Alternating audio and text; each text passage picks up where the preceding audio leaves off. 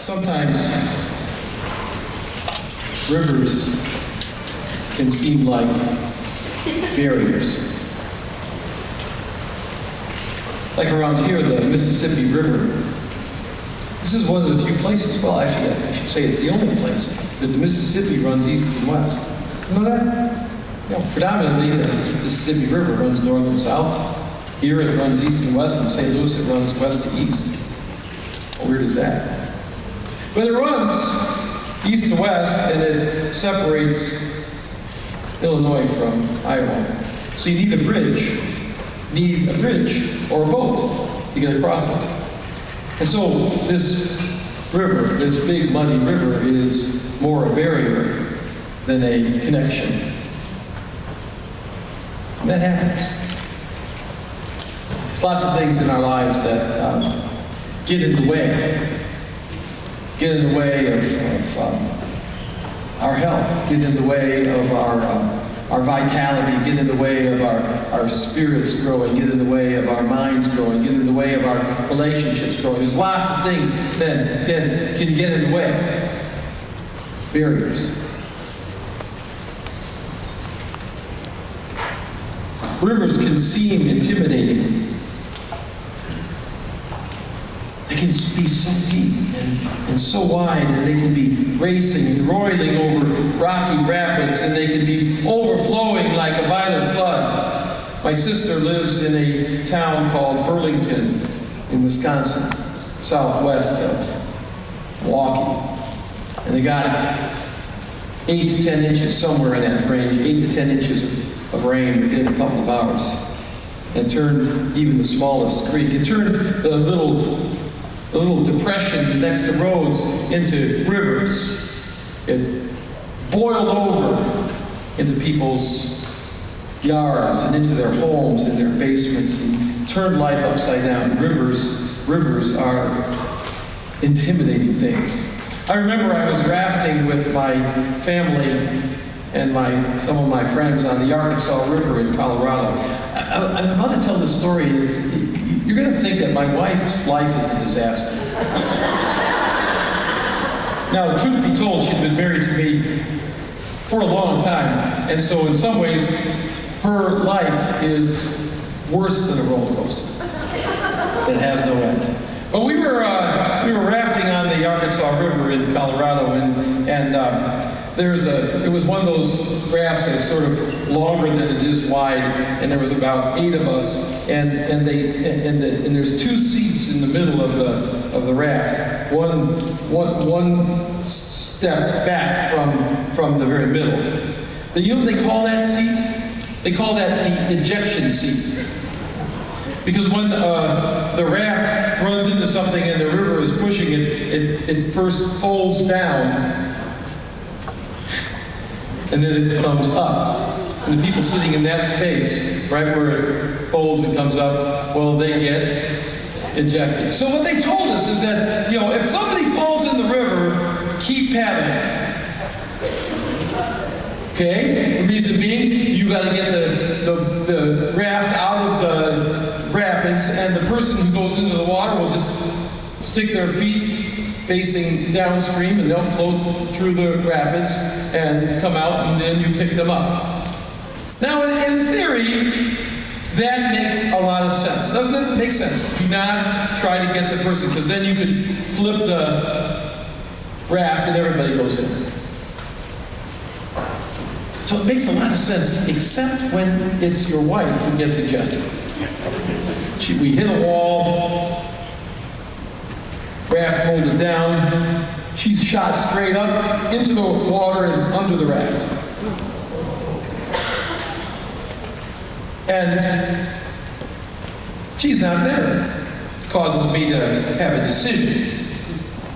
Her head pops up right there, where my paddle would go. Now, the guide said, keep paddling. I keep paddling and I smack my wife in the face. I do not keep paddling. I stop paddling. I put my paddle down very calmly. I reach in and grab my wife and I pull her into the raft with superhuman strength.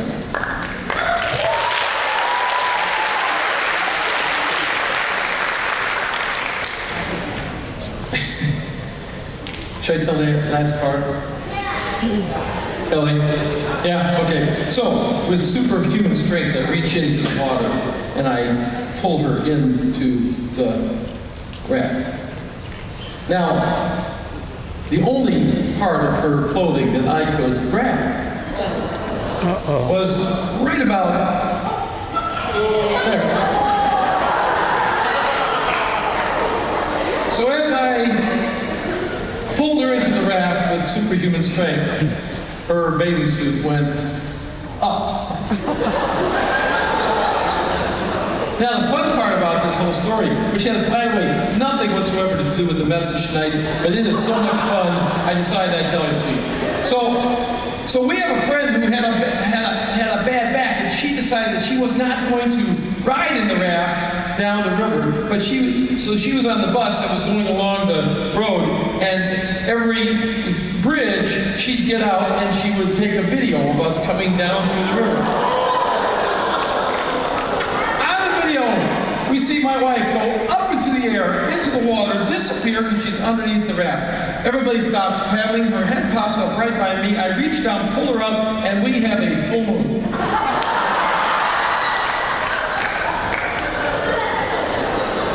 And I am still married.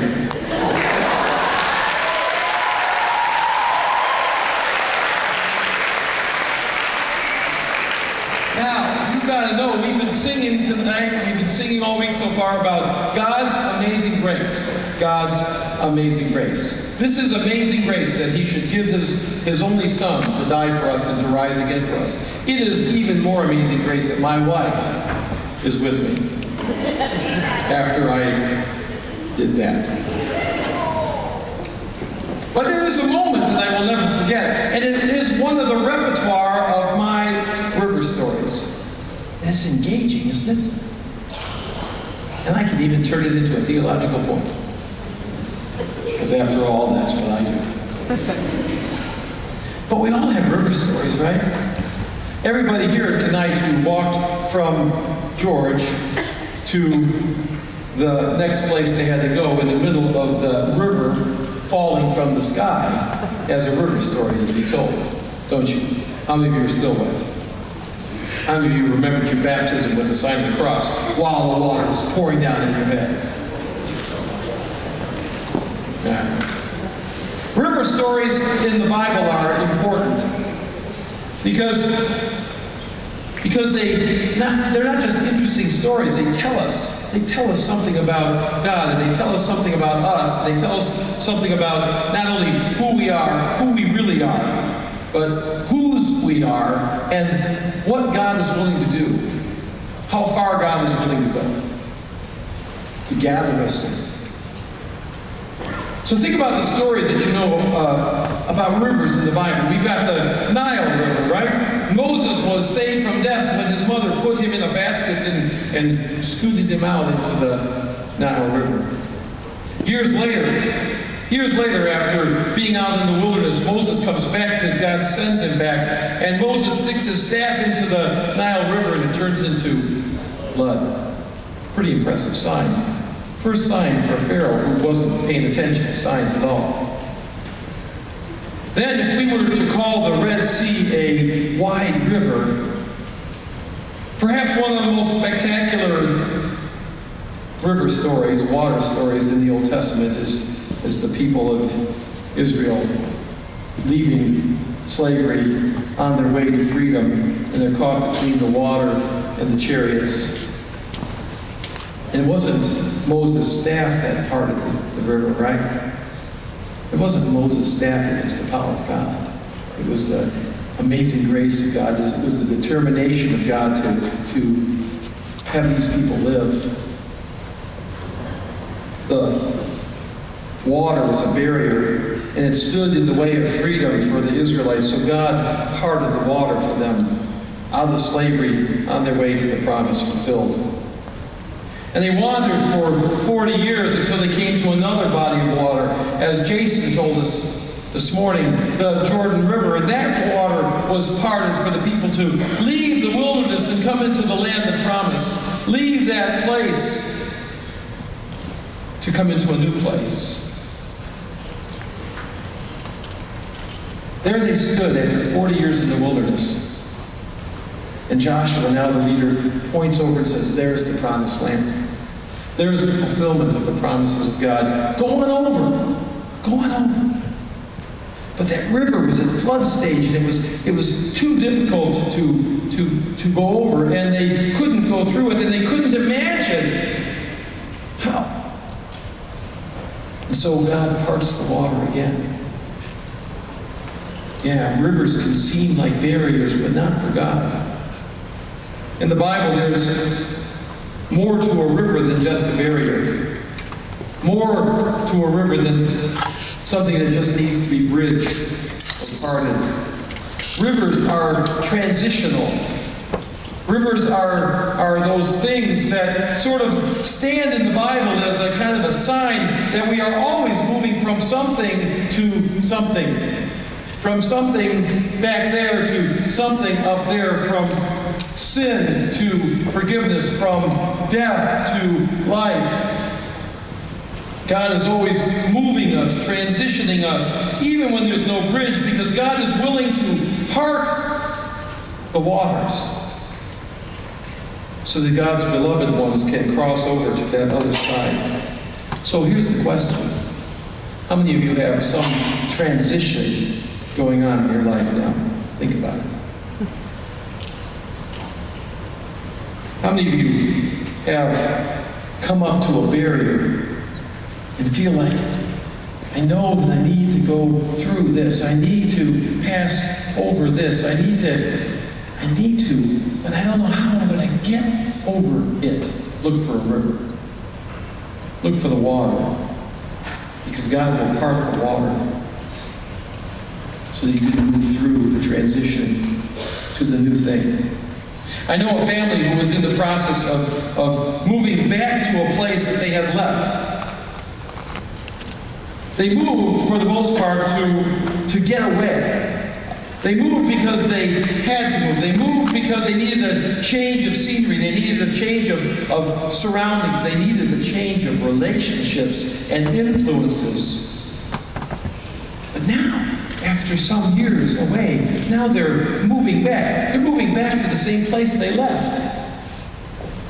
And so they're excited, and they're a little scared, and they're looking forward to what this new place, which was an old place, is about to become. They're crossing over the river because God is bringing them to this old new place. Do you know those kind of transitions? Where you've had to move away from influences and scenery and surroundings that is not the right place for you to be. It's tough, isn't it? I know a young man who is standing right now on the wilderness side of the river. And for now, he's kind of stuck. He's stuck right there. You know what that's like? Knowing that it's time for a change. Knowing that God has been nudging you. Maybe you weren't even aware that it was God who was nudging you. That God is calling you from where you are and where you've been to into something different, something better, something healthier. But you're at the edge, and you're looking there, and you're not sure how to get from here to there. Jason mentioned Jacob this morning. Jacob, the son of Isaac, the grandson of Abraham. Jacob was born twin to Esau. You know this story? And he was born second. And he always wanted to be first. You know this story? Everything he did was to compete with his brother. Actually, Jacob's name means heel grabber. Did you know that? Jacob means heel grabber. Do you know why he got that name? Because when he was born, second, the first thing that his parents saw was his hand, grabbing a hold of his brother Esau, trying to pull him back in. Think about that. So they called him heel grabber. I want to be first! And the rest of his life, all of his life, he spent living into his name. Heel grabber, contender, deceiver, manipulator. He was such a conniving guy that he got both the blessing of their father and the inheritance that was to come to his older brother Esau. Losing the blessing from dad was the final bad deed that Jacob did to Esau, and Esau said, if I ever see that kid again, I will kill him. So Jacob had to take off. And he got out of town. Sibling rivalry. I mean, none of you could have that much sibling rivalry. Okay? Although maybe one of your brothers or sisters says, I'll kill that kid.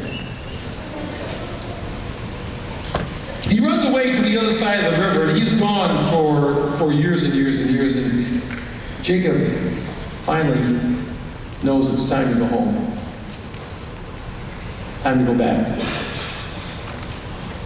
He gets to the edge of the Jordan River, and there he is. He sends his family across, and he is left in the night by himself on the edge of the Jordan River in a place called Jabbok. And at night, in the wilderness side of the river, Jacob meets a stranger who comes into his camp, and they begin to wrestle. Because that, of course, is Jacob's nature, is to wrestle with everybody he ever meets. He wrestles with the stranger through the night, this holy stranger who turns out to be, guess who? God. God has entered into his camp. God has come to the edge of the river and has wrestled through the night with Jacob. Jacob cannot win, but he won't let go. He demands before he lets go of the stranger, give me a blessing. I'm going to wrestle a blessing out of you. To which the stranger makes one request. I'll give you a blessing. But tell me your name first. So right there at the edge of the river, Jacob has to admit not only his name, but his identity. Not only his name, but his nature. I am Jacob. I'm heel grabber. I'm contender. I'm manipulator. I'm deceiver. I'm the cheat. I'm the sneak. I'm the one who always takes advantage of whoever I meet. Now that could not have been an easy thing to do, don't you think? To say his name out loud. And in saying his name, he was admitting who he is, who he was. Confession is never an easy thing. We stand completely vulnerable when we tell somebody who we really are, when we pull away our mask and say, this is really me. So he confesses his old self. Here's the thing. After a lifetime of struggling with everyone he ever met, it turned out that he'd been wrestling with God all the time. All through his life. Whenever he took a shortcut to get what he wanted, whenever he decided that I can deceive my father to get a blessing, when he made deals to his own advantage over against his brother and against his uncle and everyone else, all along he's actually been wrestling with God. Because that's not actually the person that God had created him to be. So he's making his own life up as God is saying, there's another kind of life I want you to live. So finally he says his name out loud. My name is Jacob.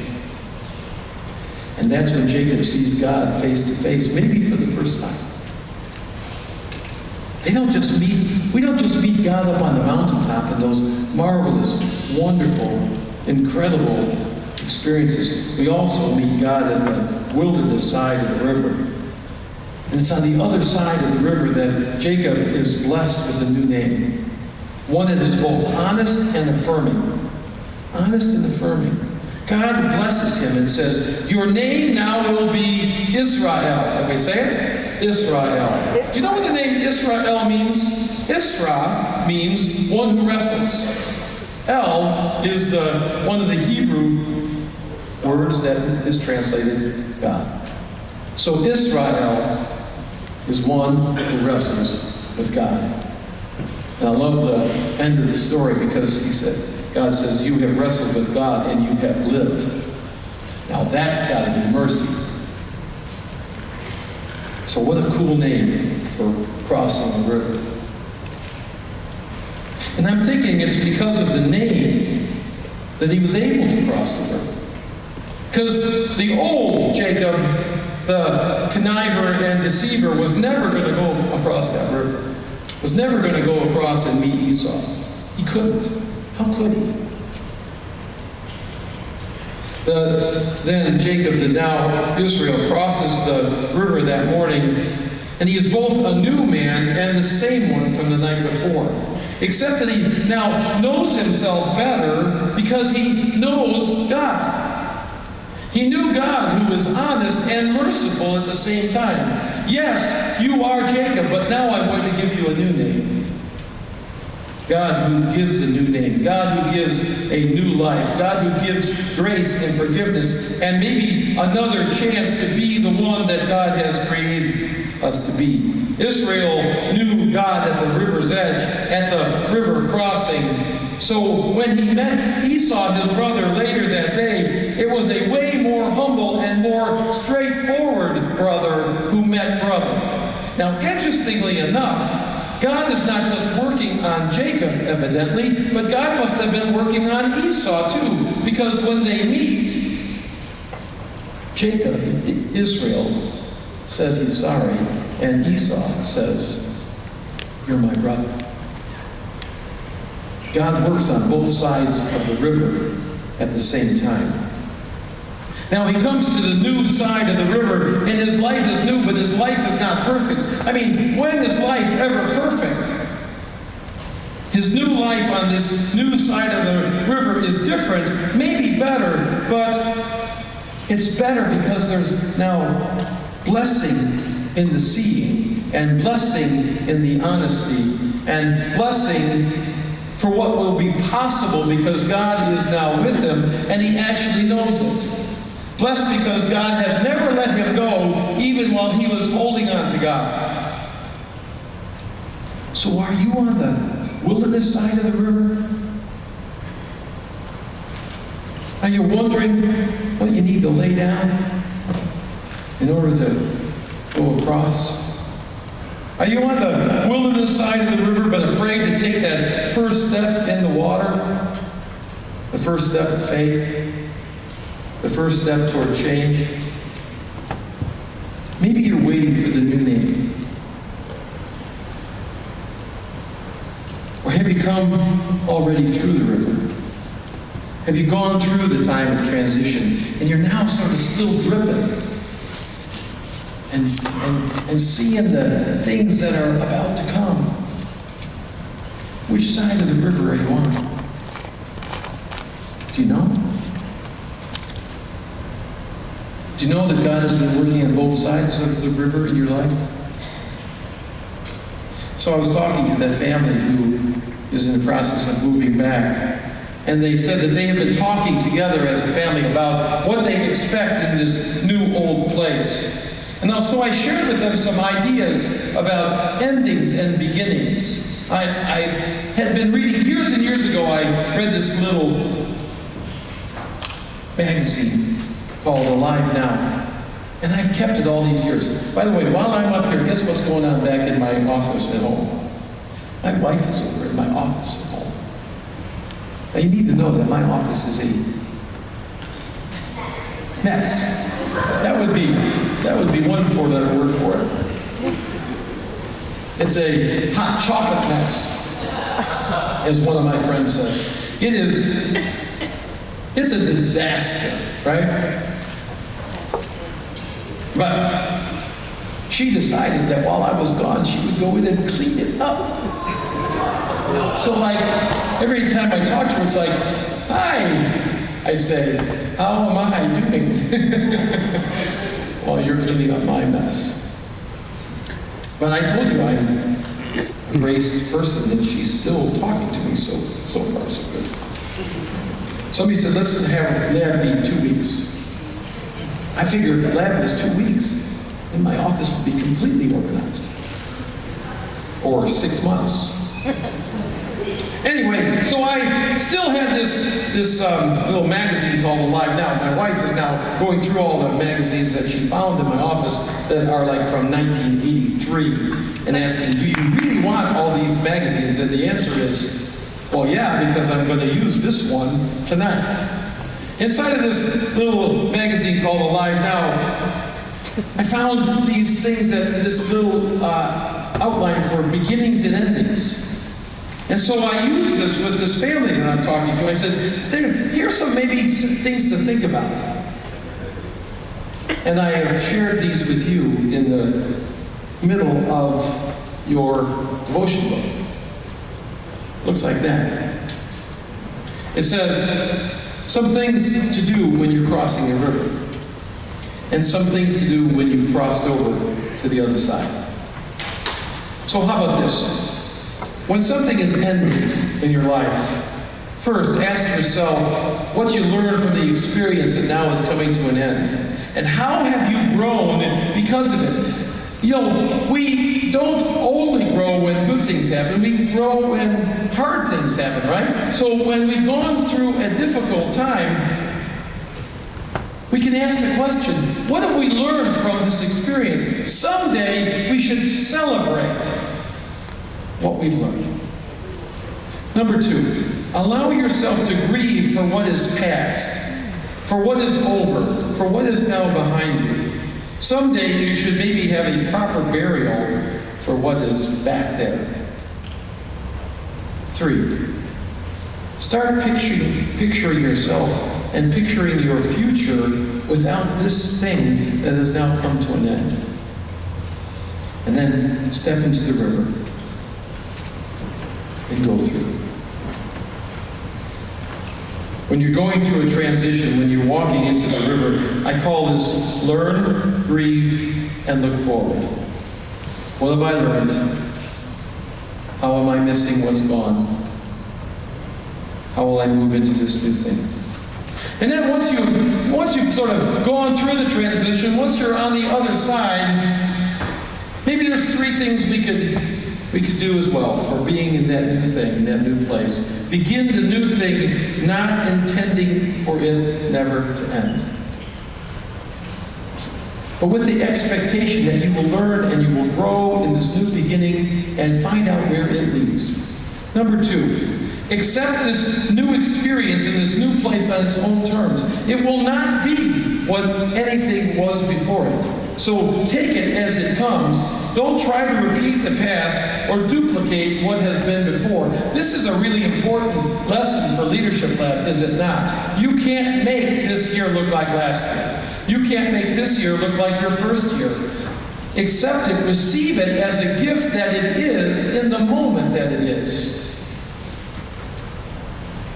Number 3, look at yourself every once in a while and try to get a picture of who you are and who you are becoming as a result of this new part of your life. When you've gone through a transition and you're on a new side of the river, I call this begin, accept, and look honestly. Begin it and take it for what it is. Things to do when you're crossing the river. Things to do when God is parting the waters and you're moving to a new place and to a new time. Because God is with you. God is with you no matter which side of the river you're on. This family that I've been talking with about the new thing, which is the old place, about their expectations and about how things will be different this time. And how they said that we do not want to stumble this time like we did before. But they have a feeling like God is bringing them back to this place. It's like there's a second chance, even inside of what seems to be somewhat familiar. And so I'm praying for them. I'm praying for them as they cross the river. And I'm also praying for my friend who is on the wilderness side of the river. Because the truth is, he's been out in the wilderness for a long, long time. And he's formed some habits while he's been there. Some of them are good, and some are not so good, and some are just plain unhealthy.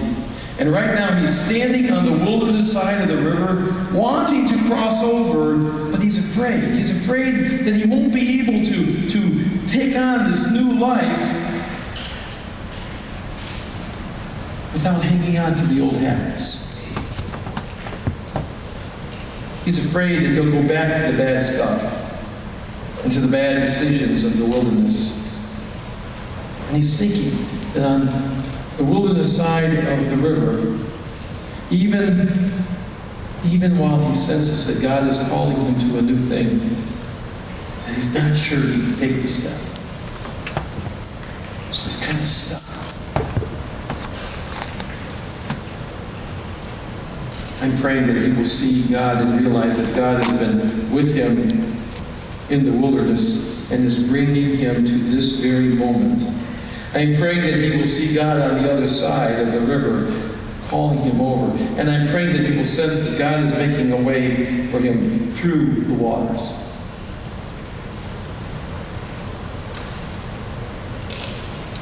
And I'm praying that he will trust God just enough to take the first step into the water.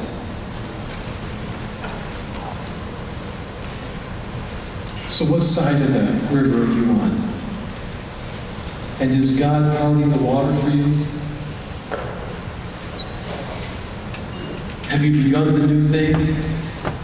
Are your clothes dripping? Was your water crossing a washing or a drowning? Either way, there's new life on the other side. And whatever your transition is, here's the thing to remember. God is always a God of forgiveness, and God is always a God of second chances, third chances. And God is with us as we approach the river, and God is with us in the waters, and God is on the other side, calling us over and walking with us through.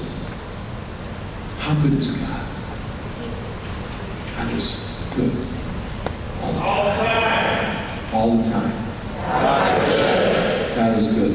All the time. In the rivers, in the transitions, in the anxiety, you don't know if you can take the step or not. God is there. Amen.